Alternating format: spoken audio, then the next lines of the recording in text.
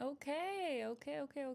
So you have watched my flirtation videos. You've managed to get your riz up and have found yourself a nice little partner. However, you're finding that you're unsure of how to keep them around long term. Well, guess what? That's what the topic is for today.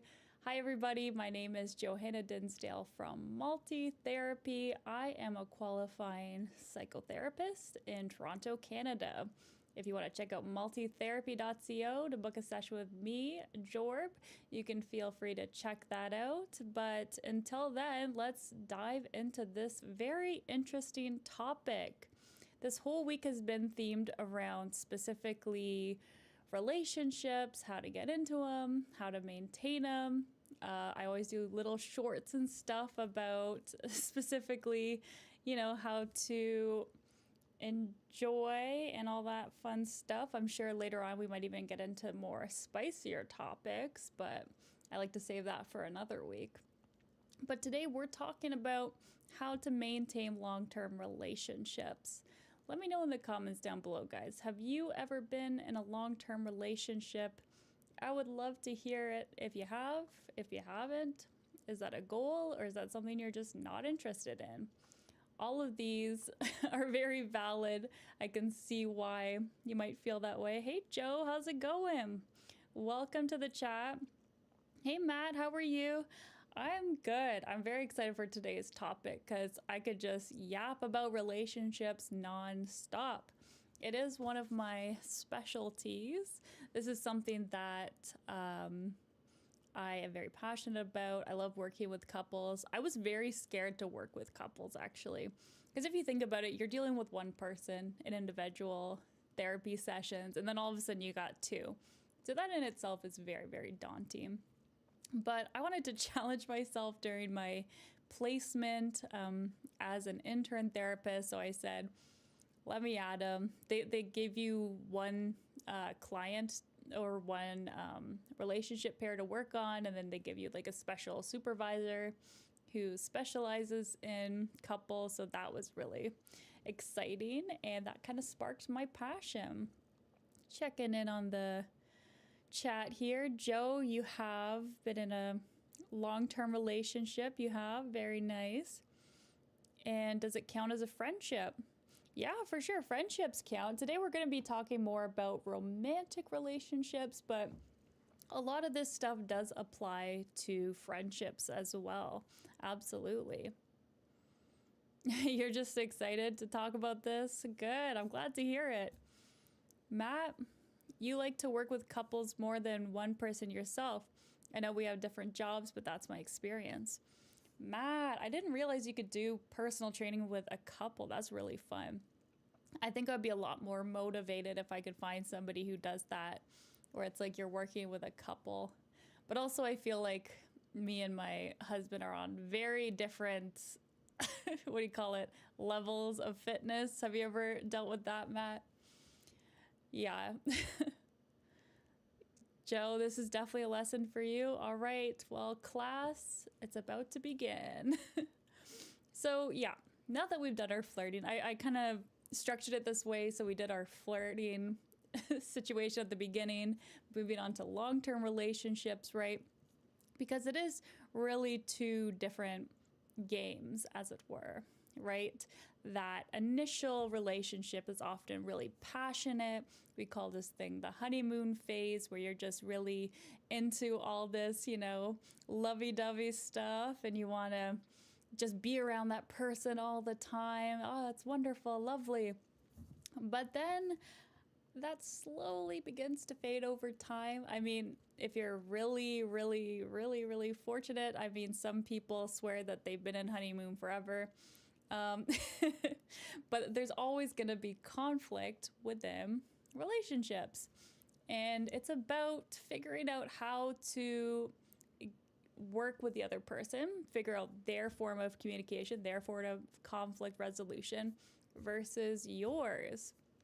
And the more you get to know somebody, right, the deeper our connection can get, or it could cause more and more conflicts if we have opposite communication styles or past wounds, like emotional wounds that that other person is messing with and they don't realize it, right? This is very, very common where you guys are annoyed at each other and you can't figure out what exactly it is, right? You keep doing the same patterns, and we're going to get all into that fun stuff too. Joe, you're excited for the boxing. What boxing? I don't know anything about sports, guys, unfortunately. Joe, in for this stream. Okay, very cool. Well, I'm excited for you for the boxing. Sure thing, buddy. Help you out. Why don't chickens wear pants? Ooh, is this a riddle or a joke? Because then they couldn't get to the other side of the road? Oh my gosh, I can't even say that. All right, guys, Google what the answer is. Okay, sure thing, buddy, sure thing. Oh, it's Jake Paul versus Joshua in the match.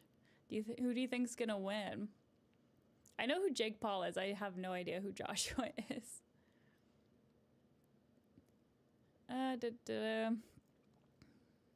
Hello, thank you. I appreciate that. Hi, Ahmed. Why no? What happened? Okay, so anyways, guys, so we're going to be going over the Gottman method and emotionally focused therapy. So these two are the most common, I would say, of therapy when it comes to couples. And it's basically very much evidence-based and researched, and it will give you a bit of a clinical protocol, the secret blueprint for living a love life that doesn't just survive, but thrives for decades and decades. Yes. So, specifically, you see the house below. This little house here was made by the Gottmans. They are actually a couple themselves.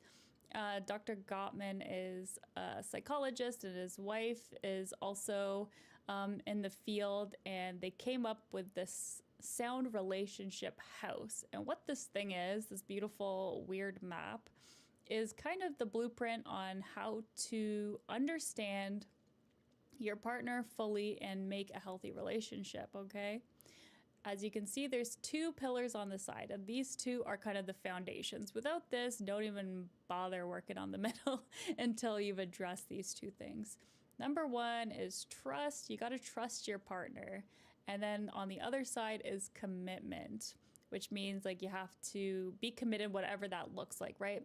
There's a ton of different relationships. You can be polyamorous, but that's a different kind of commitment, right? We're not saying specifically monogamy commitment, but there has to be an understanding there. Thanks, Evan. I hope you have a good night too. Take care. Yeah, so let's take a look. Let's take a little dive into the floors of the sound relationship house.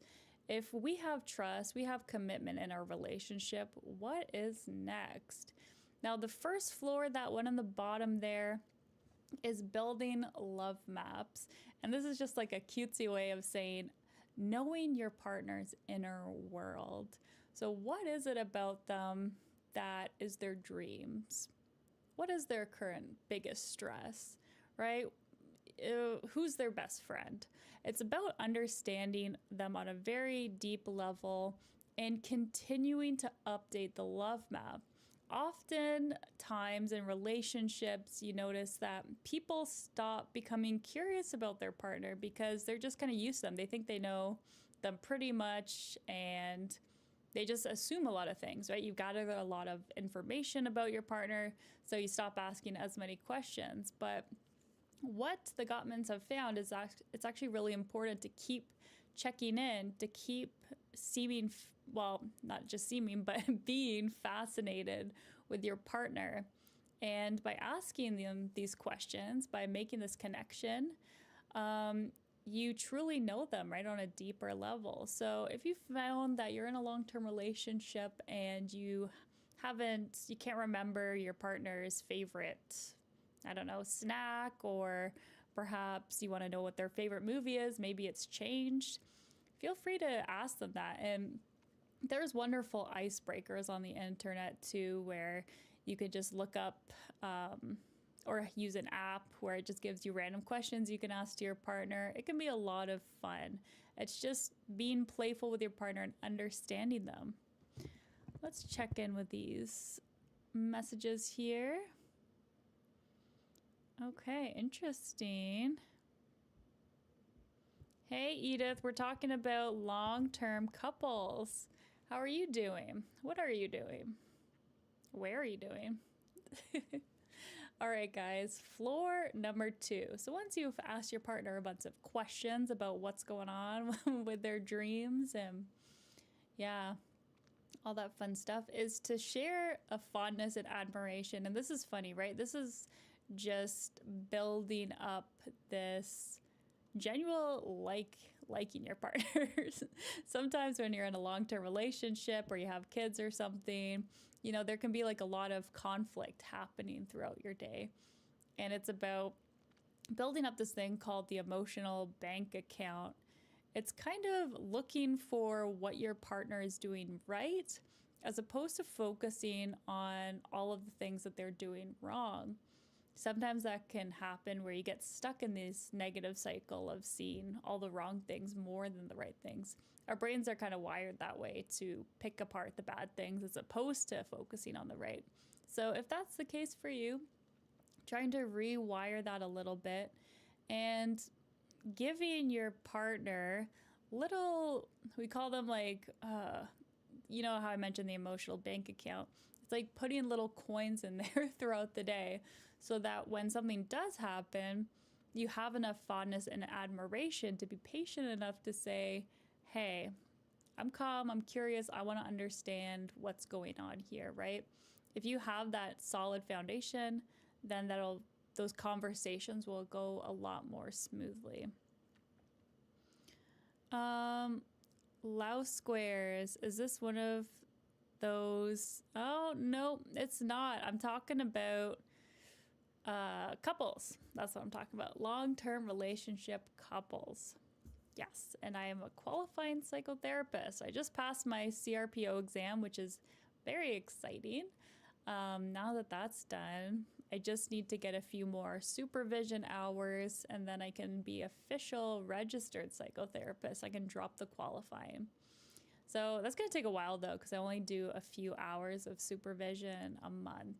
So I don't mind stretching it out a little bit. We shall see when that happens.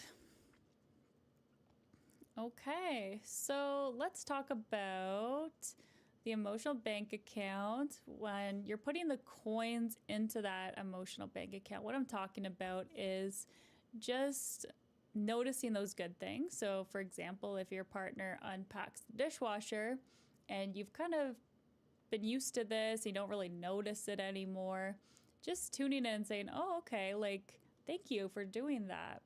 I really appreciate when you do that. Or for example, they always, I don't know, like adjust the shoes so they're all neat or something. Hey, I appreciate that. I appreciate that you walked the dog the other day, or that you cooked today without me asking you to, right? Finding these little ways to appreciate that person, build up that fondness and admiration. Okay, so let's talk about, oh, sorry, Pog, sometimes I miss the messages. That's a big issue for sure. Yeah, unfortunately, we're talking about long-term couples right now. But if you have any questions about that, maintaining a long-term relationship, I'd love to answer them. Okay, so let's talk about turning towards instead of away. This one is one of my favorite floors, floor number 3. What that means is life is made out of a bids for connection. Okay, the Gottmans actually set up this kind of fake hotel, and they told the people, obviously they knew they were in an experiment, but they had cameras and everything, and they'd have couples stay here and they would analyze the way that they interacted.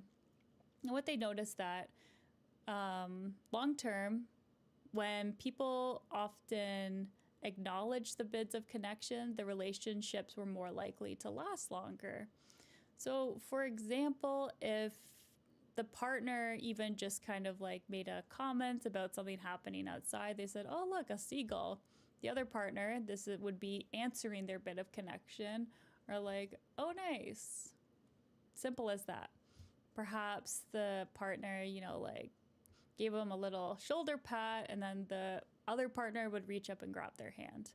So when your partner makes a bid, there's 3 things you could do, right? You could turn towards them, which is engaging with them in some way.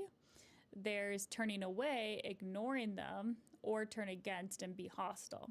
So for example, if somebody was sitting there watching the TV and they said, oh, look, I don't know, the football game is on, and the other person is like, why are you watching football all the time?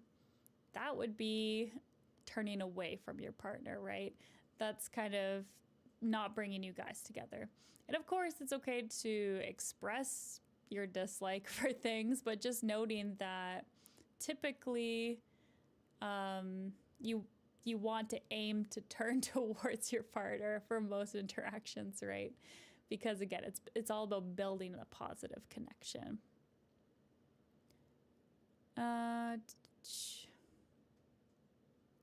Let's see now. Now that we're on positive perspective, guys. So we've moved up a floor. We've talked about love maps, sharing fondness and admiration, turning towards instead of away. And now we're at the positive perspective part. This is where couples talk about the benefit of the doubt. Okay, so for example, if you notice your partner doing something, instead of getting really annoyed at them and assuming they're thinking the worst of you or something, it's just trying to have this positive sentiment override in your head. So for example, if your partner snaps at you, you assume that they had a bad day rather than assuming that they are a mean person. And this really ties closely into trust. Oh, NGM, you have a question. Why can't you love? Oh, that is an interesting question. Why do you feel that you can't love? That's my question for you. I feel like I need a bit more context. Absolutely. Very good question. Yeah. So practicing the benefit of the doubt, giving your partner some curiosity. I always like to say, I feel like my main theory when it comes to therapy is that you need to be very gentle and curious. That is a really good that's my mentality anyway when it comes to understanding people. If your partner is upset, really becoming that scientist, putting that scientist hat on and saying, what's going on here? Because I know this, is this actually to do with me, or does it have something to do with something else, right? Again, maybe they're tired. Maybe they haven't slept for 3 days and that's the issue. It's not actually you.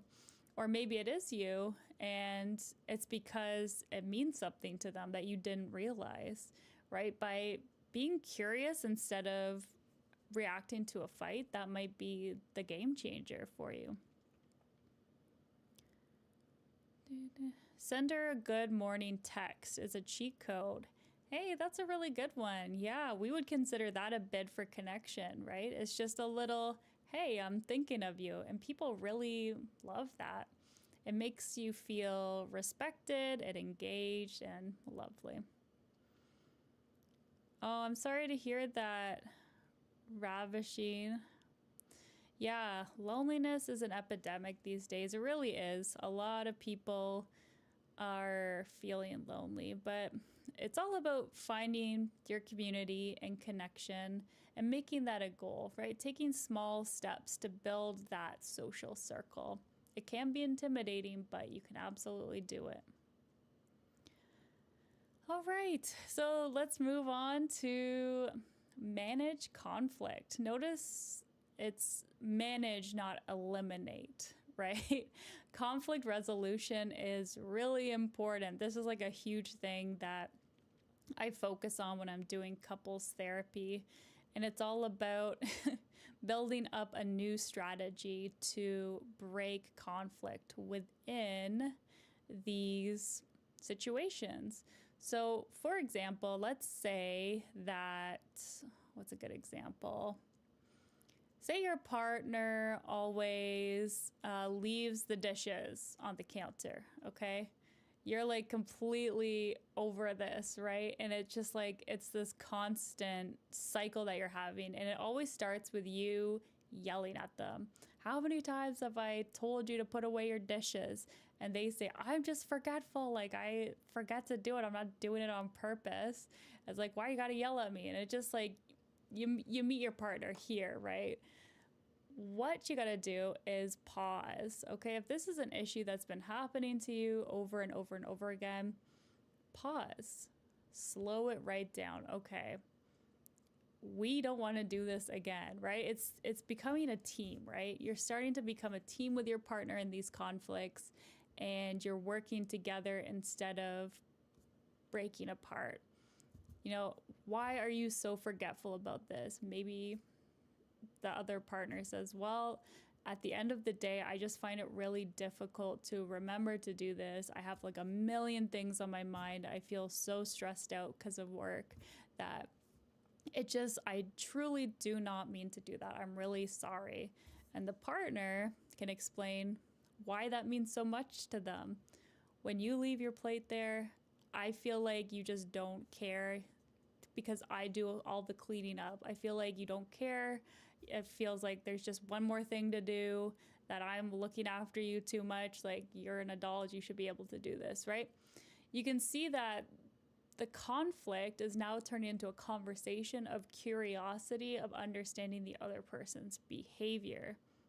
And it's a huge difference, right? This way we can actually break the cycle instead of just yelling about dishes, right? And then sometimes going towards, more attacking communication styles. All right, just checking in on the comments here. Let's see. For example, you've been in many relationships and have and feel the feelings like normal, but I can't love. Okay, so you feel the feelings, but you can't love. Yeah, I wonder, there could be a lot of things, and I really do respect that you're sharing this and want to work on that. So I would say maybe giving it a shot to talk to a professional.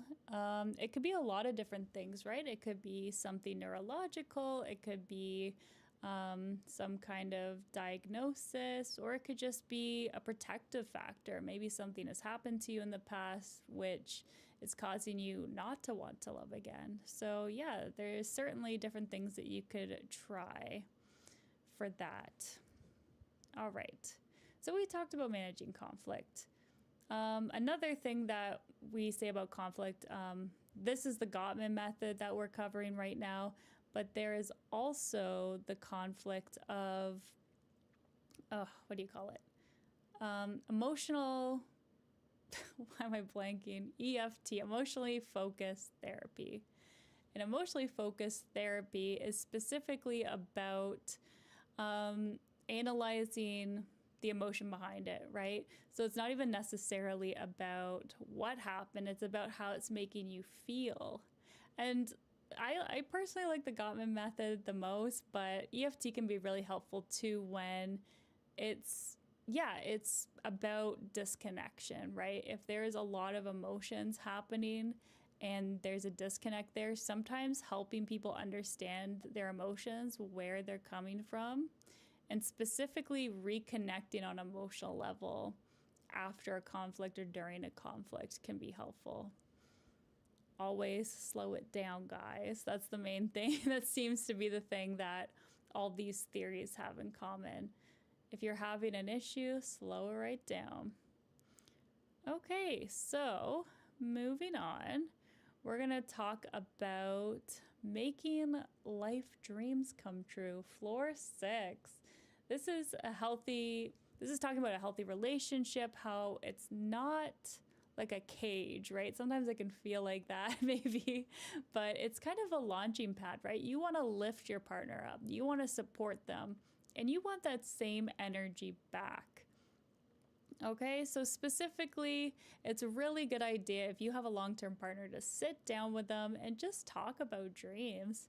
Talk about where you want to go in life, what's important to you, what your dreams are, what your values are, so that they can help hype you up too. Again, it's like we kind of take these things for granted sometimes. In a long term relationship, oh, this person must be happy where they're at. No, talk to them, see what their dreams are, um, specifically goals and aspirations. For example, maybe you check in with them and they say, you know what, I've been feeling really burnt out. I wish I could go to the gym more. Oh, is that true? Okay, well, how about I watch the kids and you can go to the gym on Fridays or something like that, right? That must mean so much to that partner, right? That you have opened up some time for them, you're hearing them. Again, it just creates this wonderful moment of connection. So give it a shot, guys. If this is something you want to work on, it's definitely something you could give a shot. Let's see the comments here. You NG says you want to love and try solutions to learn. You talk with professionals, but nothing. I'm really sorry to hear that. That must be really frustrating that you want to love, but you don't feel like you can. And I wonder, yeah, it's like what is defined as love, right? Maybe you can have your own version of love, whatever that looks like to you, right? There's no, yeah, love is different for everybody. So maybe figuring out what specifically you want love to look like and then taking little steps towards making that happen for you. Cookie Monster, I love the name. Your ex never made a conflict and never expressed unhappily, only nonverbal irritations. Okay, yeah. That sounds like possibly like a withdrawn attachment style of communication that can be a bit stressful, isn't it, when your partner shuts down instead of opening up about their issues. Completely understand and validate you on that one. That's a tricky one. So if you do have a partner that's withdrawn, it can be a struggle, especially if you have an anxious attachment where you need a lot of reassurance and guidance, and your partner really shuts down when they're upset. But just remembering, guys, if you're the kind of person that withdraws and you're looking to work on that, it's okay to take a break. We actually recommend it in therapy if you are the type that kind of shuts down and withdraws. Really plan it out, right? Tell your partner, listen, I do want to talk about this. I can't talk about this right now because I'm emotionally flooded. And that's the term that we use in therapy too. Emotionally flooded is when you feel super overwhelmed that you can't think straight because you are in such an emotional state that you really need to, just call it, right? Take a break, do something relaxing, process that information, take the time that you need. But again, do have that conversation later on. It might not be easy for you. It might take some practice. But once you're feeling more emotionally regulated, then you can have that conversation, right? But it's important to explain that to your partner too. If that's kind of your style, just letting them know.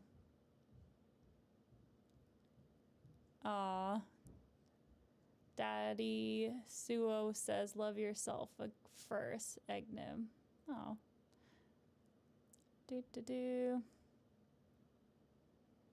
Egnim says he does love themselves. That's good. Let's see. Sorry, just catching up on the chat here.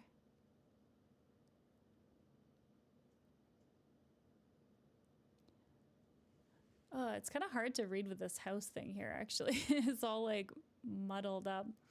I hope you guys don't find it hard to read, do ya? Cookie Monster says, I wish I'd talk about our differences with your ex sooner, but you were too afraid of losing her. Now I'm miserable because I miss her. Oh, I'm really sorry to hear that, Cookie Monster. Yeah, Yeah, it's not easy, especially when you kind of have regrets about the way things ended and everything. Absolutely. But we can always take it as kind of a learning opportunity too, right? Just because this has happened, now you know that you value communication, right? That you want to be able to express yourself a bit more as well. Yeah, I'm sorry to hear that. That's tough. Okay, NGM says, love is love. You don't care how it will happen, but you don't know what the solution is. Yeah, it sounds like you're feeling really stuck, NGM. Yeah. Again, like, there's only so much I can do with this amount of context, but it sounds like really understanding what you want from love, what love looks like to you, what that would feel like to you, and doing some just like gentle little experiments to try to move towards that, right? When it comes to these journeys, right, it all starts with one step. So take that step if that's something you're really hoping to achieve. Barrick. Yeah, I'm serious. It's real. Okay, so we talked about conflicts, managing life dreams, I think. Did we talk about? Yes. Yeah, really lifting up your other partner, and create shared meaning. This is a fun one. I guess it's off of the house. Let me pull this down a bit so you can see it. There you go. Yeah, we call it the attic of the Gottman house, and this is about the cultural building that you have made in your home. You know, rituals are very important, shared values. So let's say, for example, every single morning you make your partner a cup of coffee and you bring it to them in bed. Like, this is just like a little healthy, positive thing that you do, and you love it, right? It just depends on who you are as a person, what you want that to look like. But you want to kind of understand the legacy that you want to build with this person. You know, what does being a unit together actually mean? Does it mean that, you know, our goal together is to build a healthy family? What does that look like? Does that look like going to the beach, you know, every year for a holiday, the same place? Does it mean living close to grandparents? Maybe one person likes that, one person doesn't. How are we going to compromise here so that, you know, there's the middle ground? Like they said in, what was it? What was the show? Stranger Things. She said compromise. It's the middle where we're both not exactly happy, but we're okay. I can't remember the exact quote. Leave it in the comments if you guys know what I'm talking about. Let's see. Cookie Monster says it happened so suddenly and strangely. You wanted to talk to her about whether she really wanted to choose you from her heart, and then she broke up with you. Okay, whether she really wanted to choose you. Oh no, wow. Yeah, so you're kind of looking for reassurance, and then she ended up breaking up with you. I'm really sorry to hear that.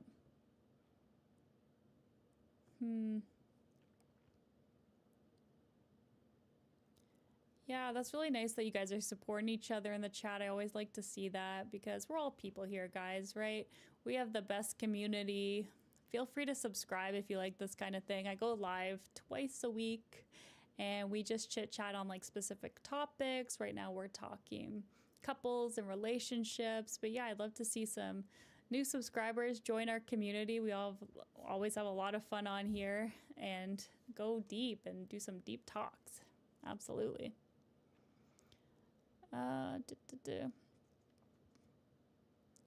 Yeah, Cookie Monster, it's going to take time. It's absolutely going to take time to heal from a relationship that you really cared about. And yeah, it is normal. Yeah.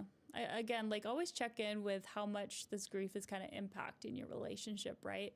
There's like sadness, you know, grieving and whatnot. It is really a grief, right? It's kind of the death of the life that you kind of envision for yourself. So be gentle and yeah, do some self-care too. It's very important. Okay. Hi. Remix says you've dated a lot of women. And women have no idea what men go through when it comes to dating. Yeah, absolutely. It's a very different experience, I'm sure. Absolutely. ENGM, of course, love will seem beautiful to you because you haven't been able to love. You've taken a billion steps and still haven't been able to love. Wow. NGM, yeah. That's tricky. That is a hard one. Do you think it's because you haven't found the right person, maybe? Battle Zone says you're having family issues every time you talk to your kids. They're already bringing up your negative behavior. How do you get beyond that? That's a great question, Battle Zone. Specifically, if they're bringing up your negative past behavior over and over again, there might be, again, it's hard to do it with just this context, but I would be curious to see what that thing is. If they're bringing it up over and over again, it seems that they haven't forgiven you for whatever that is. And it's okay for them to not forgive you, right? Because those are their feelings. They're completely obligated to feel their feelings. But at the same time, they have to be respectful too. So it's about finding that balance, right? And having that conversation about how it makes you feel as well. By sort of modeling how to express your emotions in a healthy way, saying, you bringing this up all the time is really hurting my feelings. And I do want to move past this and, grow from this negative behavior, right? You have to kind of show them that you're different, I guess, whatever that negative behavior might be.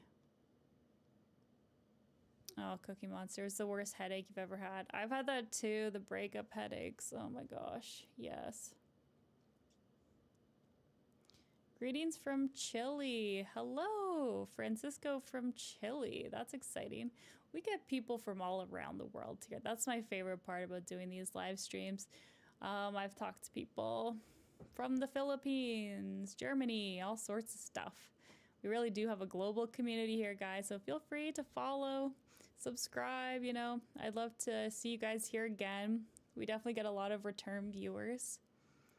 Eminem says, Monster, just talk to your heart and brain. You just have to convince them to forget. You can program your mind to do anything, just like I do, but it requires faith and self-confidence. And yeah, I see that you're trying to help out our friend here, which is nice. Yeah, it is tricky, isn't it? Yeah, the battle zone. I hope that was helpful. Yeah, kids can be very tricky sometimes, can't they? They really seem to understand how to push your buttons. Absolutely. Hi, Galapagos. It's nice to see you. How are you doing? We're talking about long-term relationships. Have you ever been in one? Is that something you want to talk about today? Oh, Cookie Monster. That's sweet. It's you, Nix. You're always so insecure about your nose and you're confident too. Okay, so you're confident sometimes and then insecure sometimes. I think that is quite common, guys. I feel like a lot of people go through phases when it comes to this stuff. But yeah, just remember that you're a unique person, unique nose. That's sometimes a good thing to have something a bit different. Yeah. Okay, so something that we discuss when we do couples therapy is called the 4 horsemen of the relationship apocalypse. Yeah, very dramatic, I know. But these specific horsemen are kind of the predictors of the end of a relationship, okay? And listen closely, guys, because these are quite important. So, number one is criticism. That is one of the four horsemen of the end. So, if you're attacking your partner's character rather than the behavior, that could be not good for the relationship. Number two is contempt. So that is actually according to the Gottmans, the number one predictor of divorce, guys, is contempt. So that's when the issues have moved into really deep resentment, guys. So that's when you feel superior to your partner, you're rolling your eyes, you're using sarcasm about their stuff, all that fun stuff. So number two, contempt. Number three is defensiveness. Now this one a lot of people do without realizing how ineffective it is in the relationship. So it's often feeling like you have to defend yourself, to explain yourself in a way, but it's actually kind of avoiding responsibility for your actions. So that's why you have to be careful about the way that you use defensiveness, right? If somebody calls you out for something, you're immediately trying to explain it away as opposed to accepting your role in it, that can be something to consider, is not to be so defensive. Actually taking responsibility, say, okay, yeah, I did do that. Here's why I did that, but I'm not trying to excuse. I'm going to accept the fact that I did that, right? Okay, and number four is stonewalling. Stonewalling is kind of tied into the withdrawing communication style we talked about. So it's that withdrawing from the interaction to protect oneself, but actually shutting the partner out, which is causing like a huge rift usually.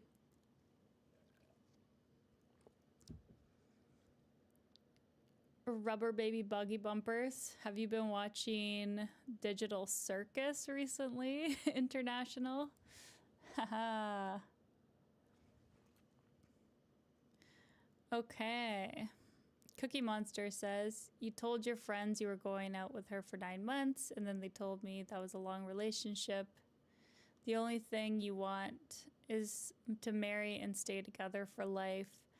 How long was the breakup, Cookie Monster? How long ago was it? Yeah, your partner should love you for your heart and not your nose. You really don't need to worry about that. Yeah, exactly. Insecurities about yourself. This upcoming Saturday, I'm going to be releasing a free relationship hypnosis, which is going to help like boost your confidence in dating, boost the self-worth, right? Because often, yeah, like these insecurities might make you feel really worthless, or if somebody breaks up with you, your self-worth takes a hit. But I'm here to tell you it doesn't have to, right? It really doesn't. You can experience rejection from people and take it as a lesson and move forward, right?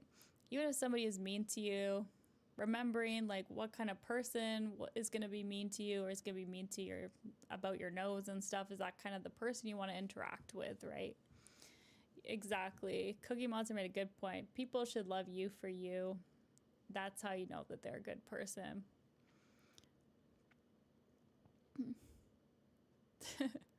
Cookie Monster 3 weeks ago. Oh my gosh, that's so recent. So completely understandable that you'd still be processing all of that.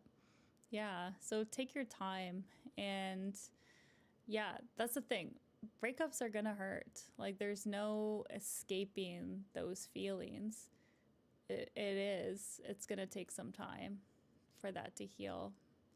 And just, yeah, leaning on those support systems that you have in place, whether you have some good friends or, yeah, people to talk to. I highly recommend connecting with those people. Yeah, take care, Cookie Monster. Good luck with everything. Bye. If you're heading out or if you're staying, that's okay too.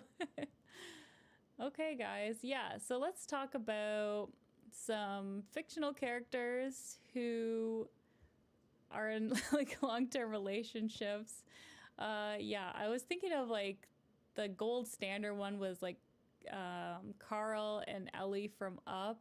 Those two obviously made so many people cry because they had such a beautiful little montage relationship, right?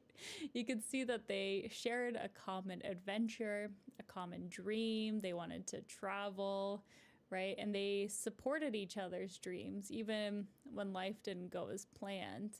And they were able to pivot together, you know, during those sad moments. Yeah, Carl and Ellie are goals, guys. Really goals. Yeah, it's funny how much of an impact that Ellie had, even though she's like on the screen for like 5 minutes, maybe not even.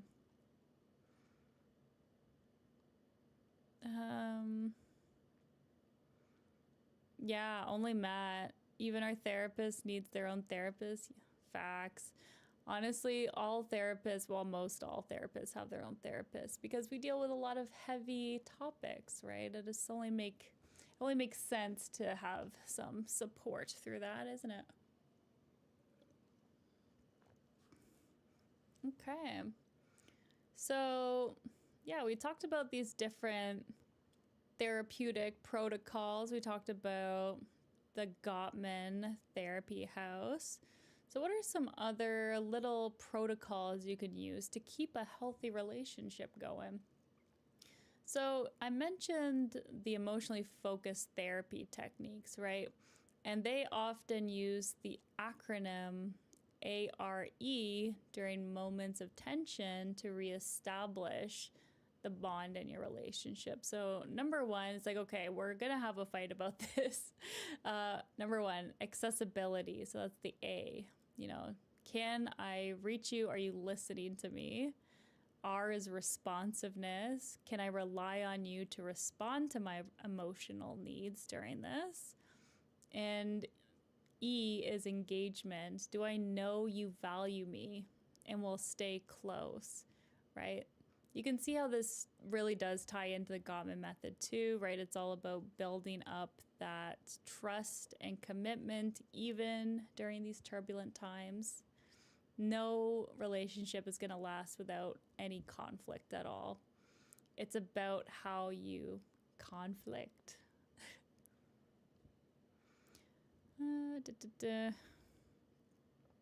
Yeah, only Matt's got a point.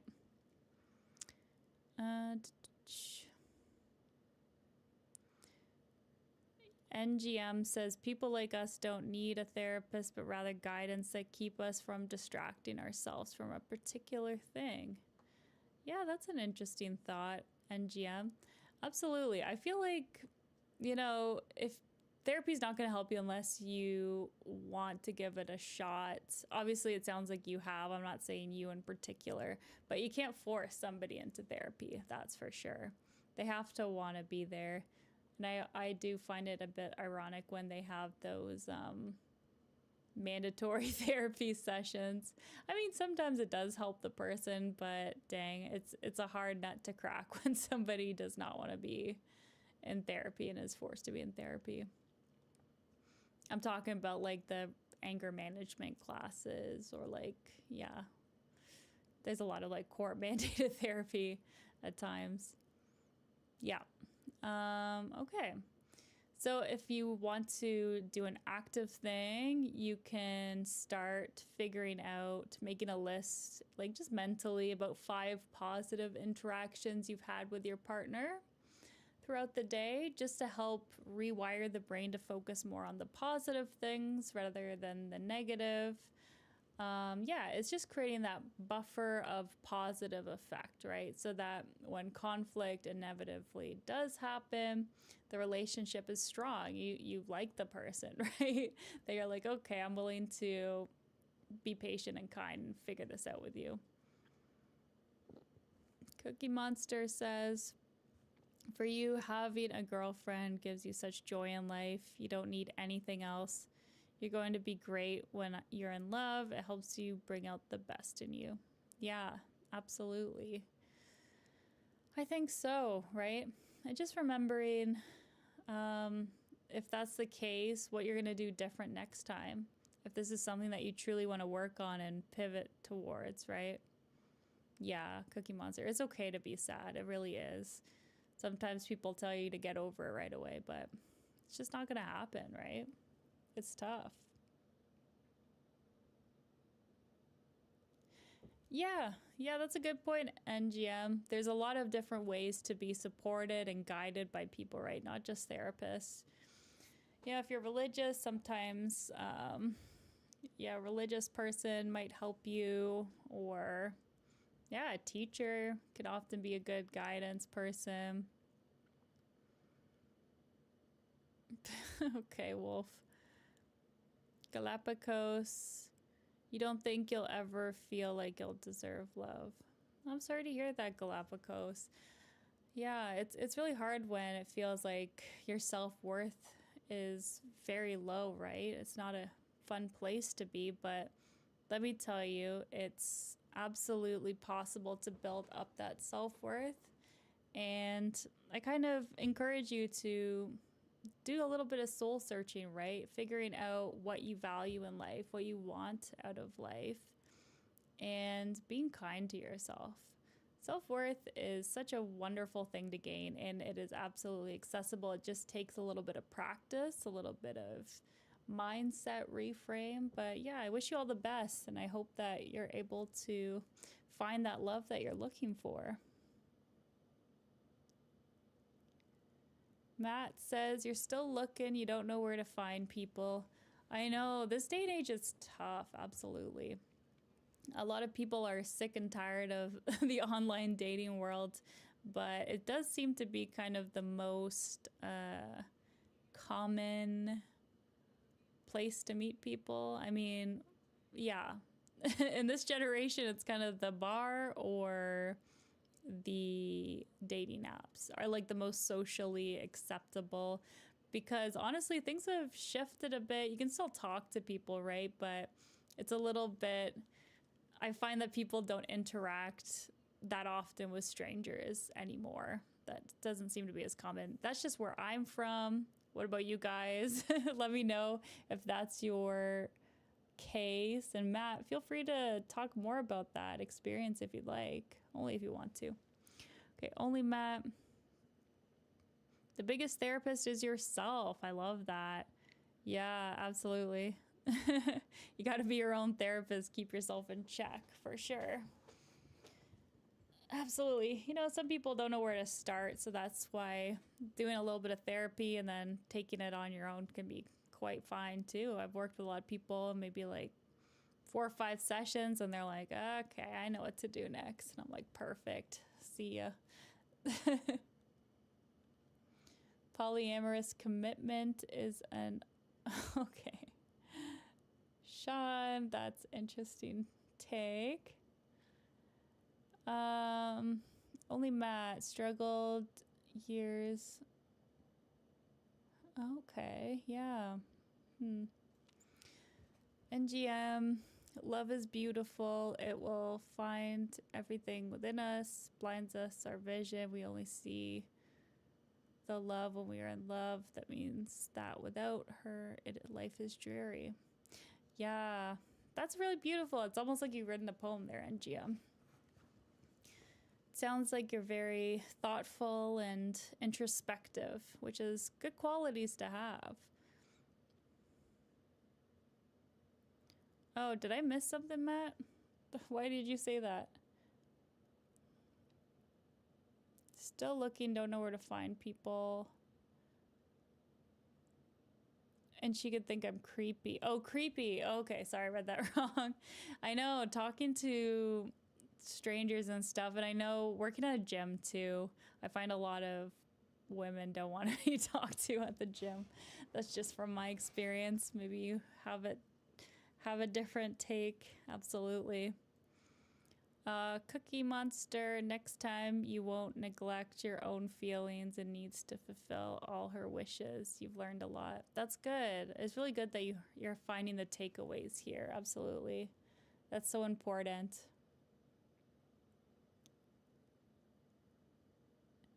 Talking to complete strangers like bartenders or barbers can be quite therapeutic. That is true. Yeah. I used to work at a bar and there was a lot of that. Just kind of talking and yeah. Yeah, the poor bartenders don't get paid enough. They need more. Every time you meet with a woman, they get way too attached, and I don't even like you. You can't fathom why somebody else would. Okay, Galapagos, it sounds like there's a lot of work to be done, right? I'm sure you have some great qualities, and it's just to find them and to hold on to them, right? Building up your self-esteem too can be figuring out your values and following them as well. That can be helpful. So for example, if you really value your community, going out and volunteering can actually build up some self-worth. That's just an example.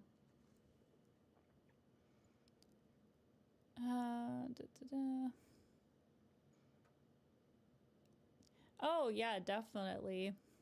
You don't have to have any like specific complicated problems or be mentally ill to even have a therapist. You know, tons of people just come by, have like one situation that they're stuck on. Do a flip. Oh my gosh, I wish I was that nimble. I am not.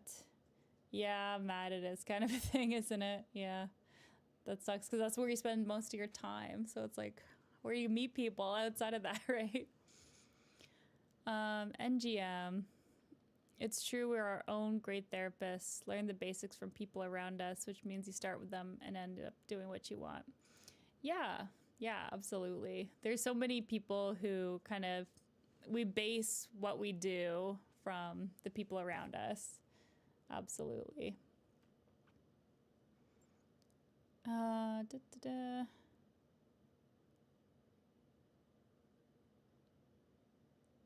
Nothing is creepy as long as you have confidence. We're generally interested in knowing other people. Yeah, that's true. Again, it's like, you don't, you gotta read the room, I think, is the important part. And I talked a little bit about that in my flirting live stream. It does take a little bit of social awareness if you're gonna try to talk to somebody. And again, you can always shoot your shot, and then if it's, you know, they are not giving you that energy back, just like, yeah, politely excuse yourself, of course. It does take a little bit of bravery to meet people in the, what do you call it, the organic way instead of digitally, I suppose. Yeah, but just being your authentic self, I think, is the most important part, especially if you're going to talk to somebody in person. Just saying, oh, hey, you know, like, okay, thinking about what it is attracting you to that person too. It's like, wow, she's really cute and she's reading my favorite book. I have so much, you know, like in common with this person. Very easy to strike up a conversation when it comes to that kind of thing, right? Oh, tell me, what chapter are you on? Yeah, just seeming genuinely curious.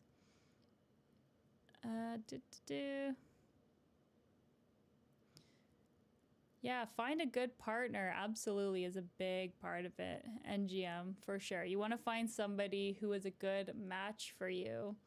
And the fun thing about couples therapy, something that people don't realize, is sometimes we're not specifically trying to fix the relationship. People will come in wondering whether or not they want to end the relationship, and we discuss that too, right? Sometimes it's just been dragging out and they need a third party just to kind of work through it, see if there's anything left here, if there's anything that can recover, and go from there. So yeah, there's all sorts of different. Oh, thank you, Nesposer. How are you doing? We're talking couples.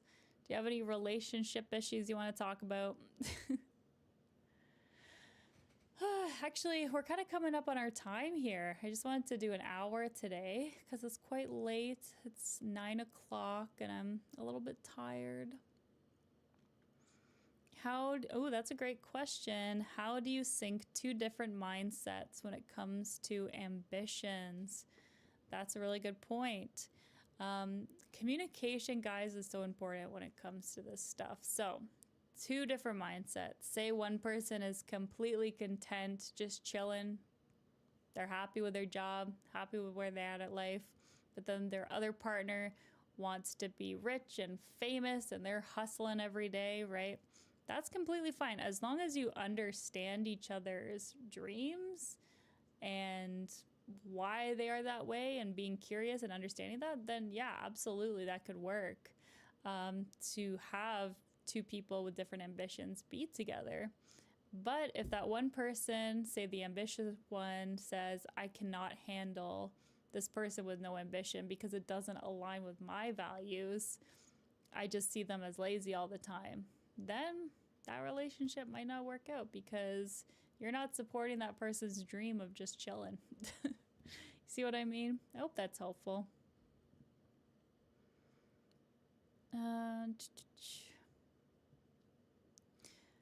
NGM says, do you know of any ways to get rid of extra or distracting thoughts when you're at home? Just asking, perhaps we can help someone here. Yeah, distracting thoughts, absolutely. There's a lot of good methods you can use. There is distress tolerance. So this is my favorite one, leaves on a stream. It's a DBT technique where if you're having a distressing thought, you imagine yourself separate from your thought. You don't combine your emotions with the thought. You put that thought on a stream, you visualize it, you put it on a leaf on a stream and you send it away. Because some thoughts don't have any meaning. They're just a thought popping into your head for the lulz, I guess. So yeah, you don't have to put meaning onto all thoughts. Sometimes they're just thoughts that are trying to bother you. The other one being, you could try meditation. You can try journaling. There's a lot of different ways to overcome specific distracting thoughts. Cookie Monster. Okay, yeah. It's tough when you're dating a lot of people and you really want to settle down. But the trick is not to give up. If your dream is to have like a nice long-term relationship and you feel like giving up, it's okay to take a break, but don't fully give up, right, guys? Like if that's your big dream is to have a family one day, there's nothing that'll make you more sad than just fully tossing in the towel. All right, guys. Well, I think that's it for me. Oh no, I zoomed in again. Oh my gosh. I never notice when I do that. I hope you guys have a great rest of the night and take care. Again, my name is Johanna Dinsdale from Multi-Therapy. If you'd like to subscribe, I would really appreciate that. We do live streams. We do different themes every week to talk about specifically therapeutic things, hypnosis things. I release free hypnosis every week, which is nice too. Lots of stuff to work on there. If you want to do some inner work, you don't want to talk about it to a therapist or something, it's a good other option. And yes, again, yeah, feel free to subscribe, hype this video, like this video. I would really appreciate it, guys. And I hope you have a great rest of the night.